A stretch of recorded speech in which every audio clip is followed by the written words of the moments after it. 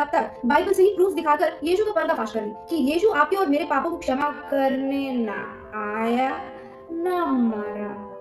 आज इस वीडियो में हम शिव शक्ति चैनल द्वारा बताए गए एक वीडियो का खंडन करने जा रहे हैं, जिसमें कहा गया है कि बाइबल में बहुत सारे कॉन्ट्रडिक्शन है। तो चलिए इन वीडियो को शुरुआत करते हैं। पिछले 2 वीडियोस में हमें काफी हद तक बाइबल से ही प्रूफ दिखाकर यीशु का पर्दाफाश कर दिया कि यीशु आपके और मेरे पापों को क्षमा करने ना आया ना मरा। तो आज का वीडियो भी एक तरह से इसी का कंटिन्यूएशन समझ लीजिए। आज का मुद्दा भी बहुत ही ज्यादा महत्वपूर्ण है, जिसके आधार पर बाइबल खड़ा है। जैसे हम जानते हैं, ओल्ड टेस्टमेंट या पुराना नियम यहूदियों का पुस्तक है और न्यू टेस्टमेंट या नया नियम ईसाइयों का है, पर दोनों पुस्तकों का गॉड एक ही है, यहोवा। तो दीदी का यहाँ पर कहना है कि वह बाइबल के आधार पर ही यीशु मसीह का पर्दाफाश कर रही है, और उनका सबसे बड़ा झूठ कि ना ही यीशु मसीह हमारे पापों के लिए इस जगत में आए और ना ही वो हमारे लिए मरे। तो बाइबल इसके विषय में हमें क्या बताती है, आइए उन वचनों को हम पढ़ते हैं। सबसे पहले हम पढ़ेंगे गलातियों की किताब, उसका पहला अध्याय 4 वचन। उसमें लिखा है, यीशु ने अपने आप को हमारे पापों के लिए दे दिया ताकि हमारे परमेश्वर और पिता की इच्छा के अनुसार हमें इस वर्तमान बुरे संसार से छुड़ाए। आइए हम एक और वचन को पढ़ते हैं, रोमियो की किताब, उसका 5वां अध्याय 8 वचन। उसमें लिखा है, परंतु परमेश्वर हम पर अपने प्रेम की भलाई इस रीति से प्रकट करता है कि जब हम पापी ही थे तभी मसीह हमारे लिए। तो इन वचनों को पढ़ने के बाद हमें साफ साफ पता चलता है कि यीशु मसीह हमारे पापों के लिए इस जगत में आए और वह हमारे पापों के लिए मरे। तो हमें इसमें इनका झूठ साफ साफ दिखाई देता है। तो चलिए हम आगे बढ़ते हैं। जिसे ये सारे पादरियां दिखा दिखा कर कहते हैं, ये है हमारे यीशु के प्रूफ्स। तुम हिंदू हमें दिखाओ तुम्हारे श्री राम श्री कृष्ण के प्रूफ्स। यहाँ पर एक बायसनेस दिखाई देता है। अब देखो, सुसमाचार जो है मत्ती, मरकुस, लूका और यूहन्ना, ये 4 सुसमाचार जो है जो चश्मदीद गवाहों ने लिखा है, और इन्होंने जो लिखा है उसकी पुष्टि करने के लिए बहुत सारे कोराबोरेटिंग एविडेंसेस, मतलब उसकी पुष्टि करने के लिए बहुत सारे आपके पास सबूतें हैं।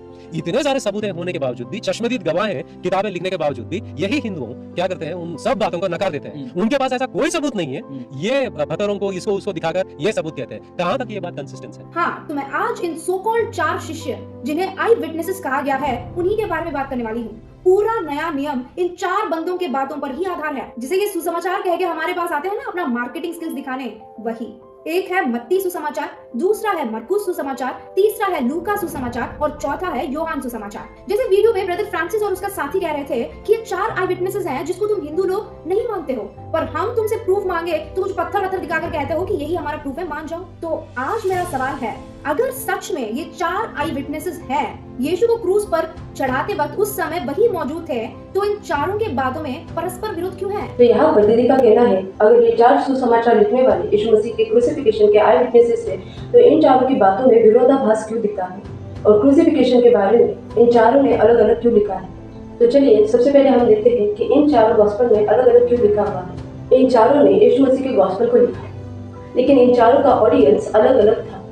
मतलब जब मत्ती किताब लिख रहे थे तो वो यहूदी लोगों के लिए लिख रहे थे, क्योंकि यहूदी लोगों को ये जानना बहुत जरूरी था कि यीशु मसीह दाऊद की वंशावली से आते हैं। इसलिए हम देख पाते हैं कि मत्ती में यीशु मसीह की वंशावली लिखी गई है। मत्ती की किताब में चमत्कार को ज्यादा लिखा गया है, क्योंकि मसीहा चमत्कार करते हैं, ऐसा ओल्ड टेस्टमेंट में लिखा गया है, और इन बातों को यहूदी लोग अच्छे से कनेक्ट कर पाएंगे। मरकुस ने जो लिखा वो उस समय के रोम के आसपास के शहर के लोगों के लिए और रोमी क्रिश्चियन के लिए लिखा गया है।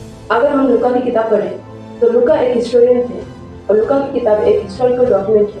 इसलिए हम देखते हैं कि मत्ती और लूका की किताब में बहुत ही डिटेल से लिखा हुआ है। यही हम यूहन्ना की किताब देखें तो यूहन्ना वहाँ के ग्रीक फिलोसोफर्स, ज्ञानी और यहूदी लोगों के लिए एक जनरल गॉस्पेल के रूप में लिखते हैं। इसलिए चारों गॉस्पेल की किताब में कहीं पर हमें ज्यादा इन्फॉर्मेशन, कहीं पर कम इन्फॉर्मेशन और कहीं पर विस्तार से लिखा हुआ मिलता है। क्यों? क्योंकि इन चारों का ऑडियंस अलग अलग था और इन चारों का राइटिंग स्टाइल भी अलग अलग था। इनका अगला सवाल कि इन चारों की बातों में विरोधाभास क्यों है? तो जैसा कि हमने देखा कि इन चारों लोगों का राइटिंग स्टाइल अलग था और इन चारों का ऑडियंस अलग अलग था, इसलिए यहाँ पर कोई भी कॉन्ट्रडिक्शन नहीं है।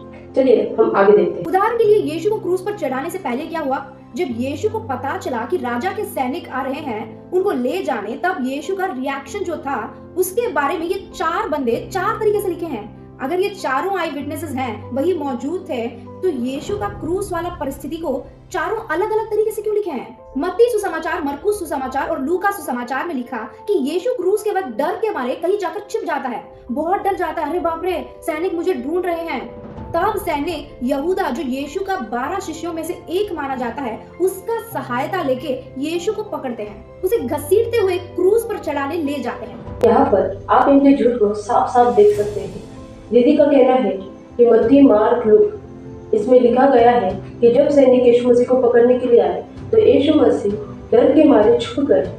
अगर हम बाइबल को पढ़ें तो ऐसा कहीं पर भी लिखा नहीं है कि यीशु डर के मारे छुप गए। आइए हम उन वचनों को देखते हैं। मत्ती की किताब उसका 26 अध्याय उसका 50 वचन, वहाँ पर लिखा है, यीशु ने उनसे कहा, हे मित्र, जिस काम के लिए तू आया है उसे कर ले। तब उन्होंने पास आकर यीशु पर हाथ डाले और उसे पकड़ लिया। आइए हम मरकुस की किताब उसका 14 अध्याय और 46 वचन को पढ़ते हैं। उसमें लिखा है, तब उन्होंने उस पर हाथ डालकर उसे पकड़ लिया। इन सब वचनों को पढ़ने के बाद हमें ये पता चलता है कि कहीं पर भी यह नहीं लिखा है कि यीशु मसीह जब उनको सैनिक पकड़ने के लिए आए तो डर के मारे छिप गए और वहां से भाग गए। चलिए हम आगे देखते हैं। इन तीनों सुसमाचारों में लिखा है, सैनिक यीशु को पकड़ने से पहले यीशु भगवान के नाम लेकर बहुत गंदी तरह से डर के मारे रोया था। पर एक यूहन्ना सुसमाचार में ही लिखा है कि यीशु बिना डरे उन सैनिकों के सामने जाकर बस्ती में सवार किया था। बाकी तीनों सुसमाचारों में लिखा कि यीशु क्रूस से बचने के लिए छिप गया था, यहूदा के द्वारा पकड़े जाने पर कूट कूट कर रोया था। पर जैसे ही यूहन्ना सुसमाचार में आ गए तो उसने कहा, यीशु खुद सैनिक के सामने गया और कहा, अगर दम है तो मुझे ले जाओ। उसमें सैनिक यहूदा का सहायता लेना ये सब नहीं था। यहाँ पर दीदी कह रही है कि यीशु मसीह भगवान का नाम लेकर गंदी तरीके से रोया। दीदी यहाँ पर उस बात का वर्णन कर रही है जब यीशु मसीह जैतून के पहाड़ पर प्रार्थना करने के लिए जाते। जब हम बाइबल पढ़ते हैं तो हमें पता चलता है कि यीशु मसीह वहाँ पर प्रार्थना करने के लिए गए थे कि ये पाप का कटोरा मुझसे टल जाए, क्योंकि वो जानते थे कि सब मनुष्य का पाप वो अपने ऊपर उठा लेंगे, तब पिता और उनके बीच में दूरी आ जाएगी। इसलिए यीशु मसीह प्रार्थना करते हैं कि हो सके तो ये प्याला मुझसे टल जाए, लेकिन मेरी इच्छा नहीं तो पिता आपकी इच्छा पूरी हो। यहाँ पर हम देख सकते हैं कि यीशु मृत्यु के कारण वहाँ पर डर नहीं रहे थे। आगे हम सुनते हैं कि दीदी कह रही है कि यीशु मसीह क्रूस से बचने के लिए छिप रहे थे। इतना गंदा झूठ सिर्फ यही बोल सकते हैं, क्योंकि यूहन्ना की किताब में कहीं पर भी यह लिखा हुआ हम नहीं देख पाते हैं कि यीशु मसीह क्रूस से बचने के लिए छिप रहे थे। और ना ही यूहन्ना की किताब में कहीं पर भी यह लिखा है कि यीशु मसीह ने कहा कि दम है तो मुझे ले जाओ। आइए हम उन वचनों को पढ़ते हैं। यूहन्ना की किताब उसका 18 अध्याय 3 से लेकर 8 वचन तक हम पढ़ते हैं।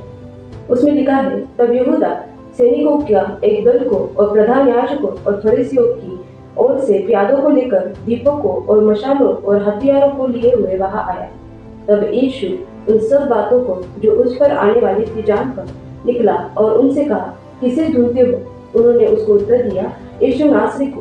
यीशु ने उनसे कहा, मैं हूँ। उसका पकड़वाने वाला यहूदा भी उनके साथ खड़ा था। उसके यह कहते ही मैं हूँ, वे पीछे हटकर भूमि पर गिर पड़े। तब उसने फिर उनसे पूछा, तुम किसको ढूंढते हो? वे बोले, यीशु नासरी को। यीशु ने उत्तर दिया, मैं तो तुमसे कह चुका हूँ कि मैं ही हूँ। यदि मुझे ढूंढते हो तो इन्हें जाने दो। अगर ये सच में आई विटनेसेस होते तो अलग अलग क्यों लिखे हैं? यूहन्ना समाचार में ही यीशु को भगवान कहना या भगवान का पुत्र कहने वाले वाक्य ज्यादा है, चाहे वो इनडायरेक्टली ही क्यों ना हो, फिर भी। यानी इस सुसमाचार में यीशु का कैरेक्टर को थोड़ा और अच्छी तरीके से अपडेट किया हुआ है। आगे आगे पढ़ने से आपको ये लगेगा कि ये बाकी ऊपर तीनों सुसमाचारों में किए गए गलतियों को सुधारने इस सुसमाचार को क्रिएट किए हैं। ऐसे प्रोटेस्टेंट बाइबल के 66 पुस्तकों में बहुत सारी बातें आपस में परस्पर विरुद्ध करते हैं। एक पुस्तक ने एक लिखा तो इनको आपस में नहीं पता इसने क्रूस के बारे में क्या लिखा और उसने क्रूस के बारे में क्या लिखा। अच्छा, तो इनका अगला झूठ कि यूहन्ना की किताब को यीशु मसीह के कैरेक्टर को बेहतरीन दिखाने के लिए क्रिएट किया है और आपस में बहुत सी बातें विरोधाभास है। चारों गॉस्पेल में कोई भी वचन और कोई भी घटना एक दूसरे का विरोधाभास नहीं करती। एक गॉस्पेल ये कहता है कि यीशु खुदा है और एक गॉस्पेल ये नहीं कहता कि यीशु खुदा नहीं है। एक गॉस्पेल कहता है कि यीशु मसीह को क्रूस पर चढ़ाया गया और एक गॉस्पेल कहता है कि यीशु मसीह को क्रूस पर नहीं चढ़ाया गया। चारों गॉस्पेल में एक ही लिखा है कि यीशु मसीह जन्मे, यीशु मसीह खुदा के बेटे हैं, यीशु मसीह पापों के लिए इस जगत में आए, यीशु मसीह फिर से जिंदा हो गए, यीशु मसीह ने चमत्कार किए। ये जो ऑर्थोडॉक्स टीचिंग है क्रिश्चियनिटी का, वो चारों गॉस्पेल में क्लियरली हमको समझ में आता है। तो जैसा कि हमने पिछले पॉइंट में देखा कि बाइबल में कोई भी विरोधाभास नहीं, कोई भी कॉन्ट्रडिक्शन नहीं। यहाँ पर देख सकते हैं कि बाइबल को ढंग से न पढ़ने के कारण यहाँ पर किस रीति से झूठ को परोसा गया है।